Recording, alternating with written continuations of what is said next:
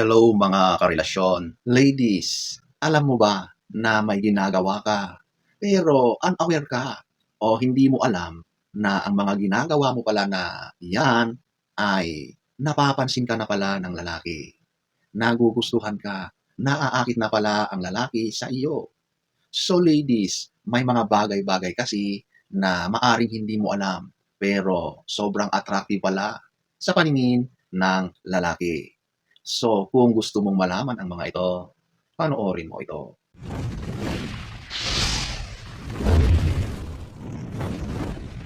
Number 6, hindi ka vain, hindi ka nag-e-effort na maging sexy.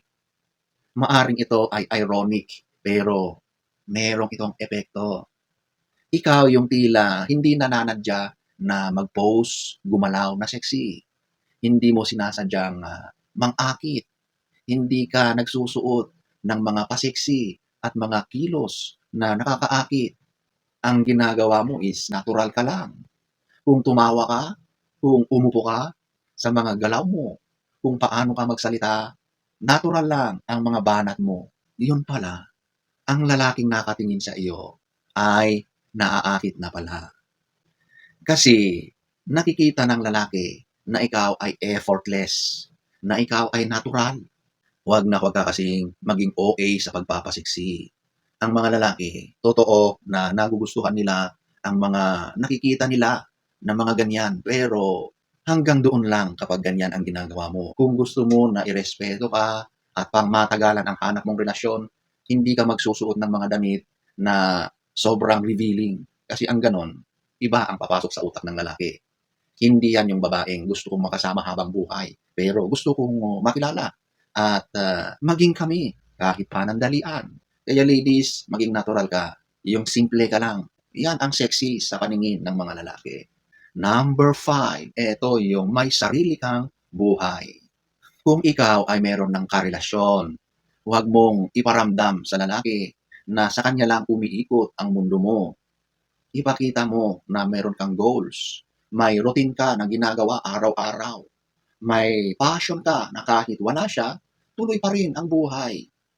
At kapag ito ay napansin ng lalaki, mas hahanga siya sa iyo. Kasi ang lalaki na nakikita niya at nararamdaman niya sa isang babae na ito ay parang linta kung makakapit at wala namang ibang alam gawin kundi lang dumikit sa kanya, okay lang sa umpisa. Pero kapag yan na ang ginagawa mo araw-araw at wala ka namang naiaambag sa partner mong lalaki, sa karelasyon mong lalaki, katagalan ay mawawalan yan ng gana sa iyo.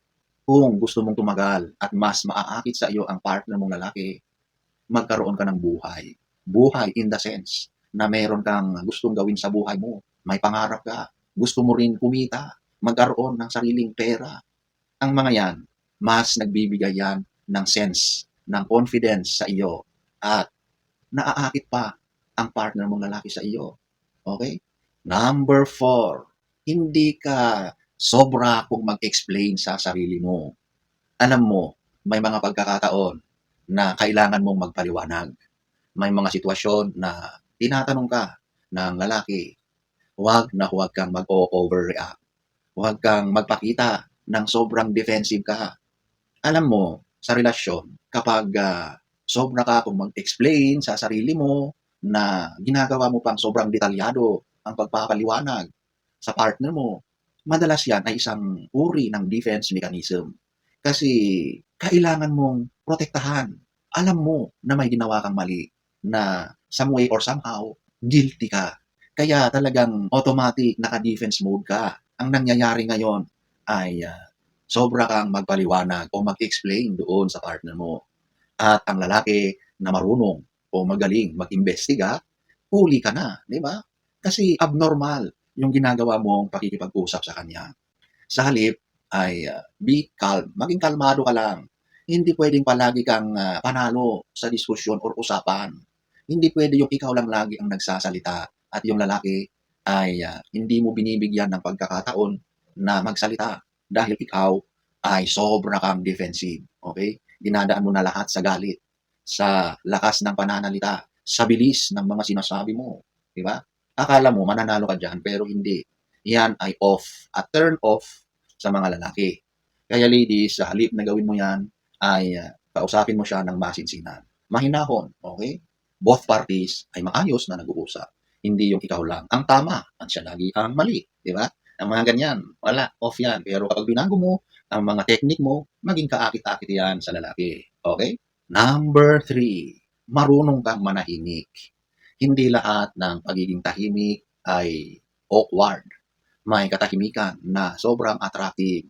Ang mga ganitong mga kilos mo ay napapansin ng lalaki at mas hahangaan ka kasi alam mo kung kailan ka magsalita. Alam mo kung kailan ka manahimik. Akala mo na kapag nagsalita ka ay doon ka mas mauunawaan. Pero alam nyo ba na mas na-appreciate ng lalaki kung ikaw ay manahimik na lang, okay? Minsan, ang katahimikan, yan ang nagiging dahilan para maayos ang mga bagay-bagay. Kasi may mga sitwasyon na kailangan nating maghinay-hinay. Kailangan natin ipagpabukas ang mga usapan dahil ang mga emosyon ay matataas. So once in a while, kung kaya mong manahimik, so be it. Mas lalo kang hahangaan ng lalaki at yung mga ganyan ay nakakaakit sa lalaki. Kasi nakikita niya sa iyo na meron kang self-control sa sarili mo. Meron kang disiplina na lahat ay hindi kailangang maging loud, maging mataas ang boses para manindigan. Minsan, mas nakakaakit pa at mas nakakasolve ng problema yung minsan tayo ay manahimik muna. Okay? Number 2, eto yung hindi ka pilit magpa-impress. Yung kapag may gusto ka sa isang lalaki, ay talaga namang nagpapakyut ka. At kung ano-anong mga kilos ang nagagawa mo para mapansin ka ng lalaki.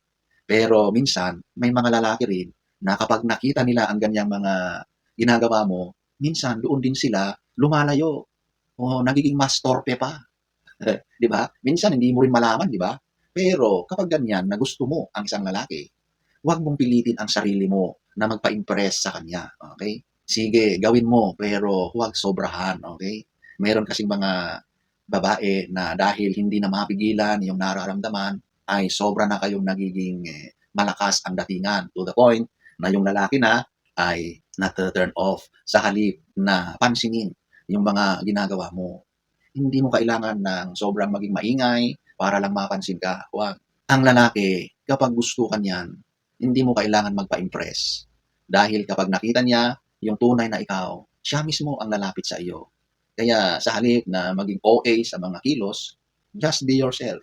Siguraduhin mo lang na siyempre, naghanda ka rin. Inayos mo ang sarili mo. Nagpaganda ka. Huwag lang sobra. Okay? Number 1, eto yung masaya ka kahit walang lalaki, 'di ba? May mga iba diyan kasi na parang ang nagpapasaya lang sa kanila ay yung opposite sex, yung lalaki, 'di ba? Hindi lahat ng pagkakataon ay sa kanila lang umiikot ang mundo mo, ang araw mo. Maging masaya ka with or without them. Kahit wala kang ka-chat, wala kang ka-date, walang lalaking umaali-aligid, hindi mo hinahanap yung atensyon. Hindi ka laging nagpapapansin. At dito ay matitinag ang lalaki. Kasi ang mga lalaki, kapag the more na napapansin niya, na parang wala kang pakialam sa kanya, the more na matcha-challenge yan. The more na magsisikap yan para lapitan ka, para magkaroon kayo ng mga pagkakataon na magkakilala o mag-usap. At yung mga ganyan na nakikita ng lalaki na masaya ka sa buhay mo, sa ginagawa mo, outside sa buhay ng mga lalaki, mas hahanga yan sa iyo. Kasi nakikita niya na may sarili kang buhay. Hindi ka kapit-tuko sa mga relasyon, sa mga lalaki. At yan ang magtutulak sa lalaki para mas hahanga, mas mapapaibig sa iyo. So ladies, ayan po ang 6 na hindi mo akalain na yan pala ay nakakaakit sa mga lalaki. So ang mga ito ay mga guide lang, pero huwag sobrahan kapag ginawa mo. Kasi baka sa halip na maakit sa iyo, ay baka yan pa ang dahilan para matakot sa iyo. Hindi naman takot na takot, pero mawalan ng gana.